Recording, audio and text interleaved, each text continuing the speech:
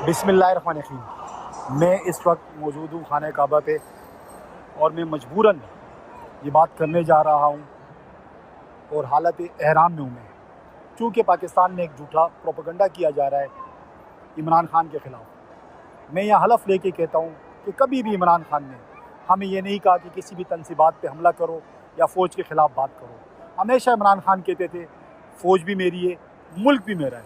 और ये झूठा जो 9 मई रचाया गया, ये इमरान खान बिल्कुल इसमें मुलविस नहीं है, ना इमरान खान ने कोई हिदायत दी है।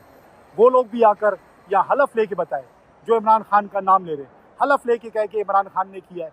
इमरान खान जब कहता है कि CCTV फुटेजेस दिखाएं, मैं भी ये कहता हूँ कि जिसने CCTV फुटेजेस चुराए उसने 9 मई करवाया।